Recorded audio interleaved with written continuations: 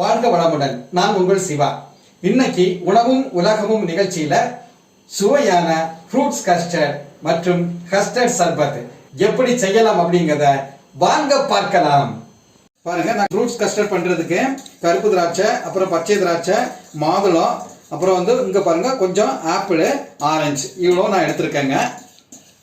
நீங்க உங்க தேவைக்கேற்றவாறு என்ன ஃப்ரூட்ஸ் பயன்படுத்தணுமோ நீங்க பயன்படுத்திக்கலாம். அப்புறம் ஒரு சின்ன பவுல் எடுத்து அதில் ஒரு 4 ஸ்பூனு கஸ்டர்ட் பவுடர் போடுங்க. நான் வெண்ணிலா ஃப்ளேம் எடுத்துருக்கிறேன். இப்போ இதில் ஒரு 4 ஸ்பூன் பவுடர் போட்ட பிறகு ஒரு 3/4 கப்பு பாலை ஊற்றி அதை நல்லா கலக்கி, பச்சை பால், காய்ச்ச பால் இல்லை, பச்சை பால், காய்க்காத பால். இந்த காய்க்காத பால் அதில் விட்டு கொஞ்சம் அப்படியே கட்டி இல்லாமல் அப்படியே கலக்கிக்கிடணுங்க. பாருங்கள், அப்படி மெதுவாக நம்ம கலக்கி எடுக்கணும். பார்த்தீங்களா, பொறுமையாக நம்ம கலக்கி எடுக்கணும். கட்டி வராமல் கொஞ்ச நேரத்தில் அதுக்கு கட்டிலாம் தானாக கரைஞ்சிடுங்க. இப்போ என்ன பண்ணால் மீதி உள்ள 1/2 லிட்டர் பாலை நம்ம ஸ்டவ்வில் வச்சு ஒரு பாத்திரத்தில் எடுத்து கொதிக்க வைப்போம். பாருங்க, இப்போ 1/2 லிட்டர் பால் ஸ்டவ்வில் பாத்திரத்தை வச்சு அதில் தான் விடுறேன். 1/2 லிட்டர் பால்.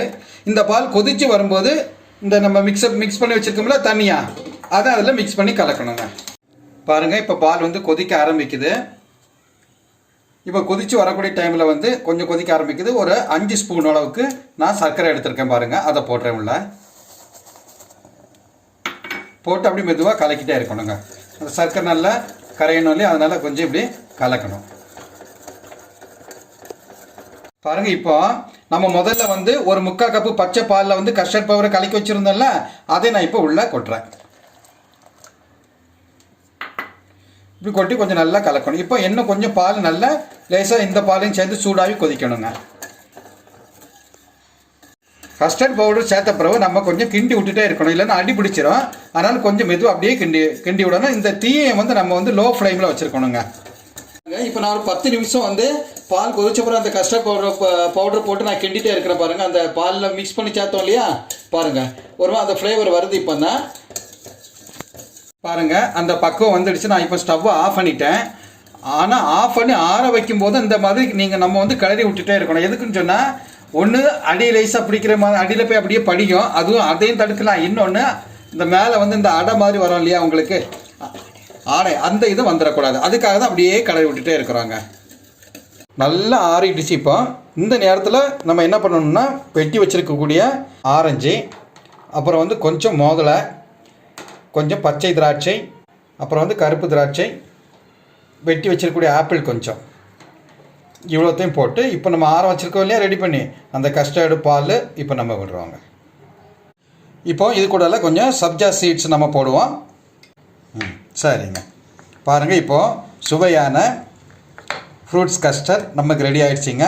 இதை நம்ம கொஞ்சம் ஃப்ரிட்ஜில் வச்சு ஒரு 10 நிமிஷம் ஃப்ரிட்ஜில் வச்சுட்டு அதுக்கப்புறம் கூட நம்ம சாப்பிடலாம்.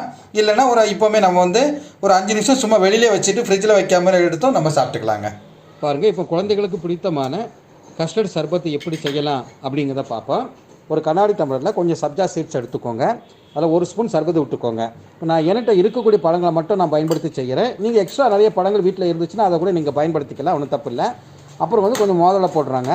ஒரு 4 பீஸ் பச்சை திராட்சை கொஞ்சம் போட்டிருக்கிறேன். அப்புறம் ஒரு கொஞ்சம் கஸ்டர்ட் லிக்விட் அதில் விடுறாங்க. அதுக்கப்புறம் கருப்பு திராட்சை கொஞ்சம் நான் போடுறேன். அதுக்கப்புறம் கொஞ்சம் ஆப்பிளும் நான் போடுறாங்க. இது கோடை காலத்தில் உடம்புக்கு ரொம்ப ரொம்ப குளிர்ச்சியை கொடுக்கும். உடம்புக்கு ஆரோக்கியம் கூட, நிறைய சத்துக்கள் எல்லாம் இதுலேருந்து நமக்கு கிடைக்கும். இப்போ கொஞ்சம் ஆப்பிள் போட்டாச்சு. அப்புறம் கொஞ்சம் சர்பத்து விட்டுக்கோங்க. அப்புறம் கொஞ்சம் கஸ்டர்ட் லிக்விட் ஊற்றிக்கோங்க. அதுக்கப்புறம் கடைசியாட்டு நம்ம கொஞ்சம் அதுக்கு மேலே சர்பத்து விட்டு மாதுளையும் போட்டு சப்ஜா சீட்ஸும் போட்டாச்சுன்னு சொன்னால் சுவையான கஸ்டர்ட் சர்பத்து ரெடி ஆகிரும். இப்போ பாருங்கள், நம்ம இந்த கஸ்டர்ட் சர்பத் மற்றும் ஃப்ரூட்ஸ் கஸ்டர்ட் இந்த ரெண்டுமே செய்கிறதுக்கு பயன்படுத்தக்கூடிய அனைத்து பழ வகைகளும் உடம்புக்கு ரொம்ப ரொம்ப குளிர்ச்சியை கொடுக்கக்கூடியது. பச்சை திராட்சை, கருப்பு திராட்சை, மாதுளை, ஆப்பிள், ஆரஞ்சு எல்லாமே உடம்புக்கு ரொம்ப ரொம்ப குளிர்ச்சியை தரக்கூடியது. நீங்கள் வீட்டில் இதை செய்து பாருங்கள். இந்த கோடை காலங்கள் உடம்பை குளிர்ச்சியாக வைக்கிறதுல இதில் நம்ம பயன்படுத்தக்கூடிய அனைத்து பழங்களும் முக்கிய பங்கு வகிக்குதுங்க. பாருங்க, கோடை காலத்திற்கு உடம்புக்கு குளிர்ச்சி அளிக்கக்கூடிய ஃப்ரூட்ஸ் கஸ்டர்ட் மற்றும் கஸ்டர்ட் சர்பத் எப்படி செய்யலாம் அப்படிங்கிறத பார்த்தோம். நீங்க வீட்டில் இதை செய்து பாருங்க. உடம்புக்கு ரொம்ப ரொம்ப ஆரோக்கியம் மட்டும் இல்லாம குளிர்ச்சியை கொடுக்கும். எங்களுடைய சேனலை சப்ஸ்கிரைப் செய்து லைக்ஸ் கொடுங்கள். நாங்கள் போடக்கூடிய ஒவ்வொரு வீடியோவும் உங்களை வந்து சேரும். நன்றி.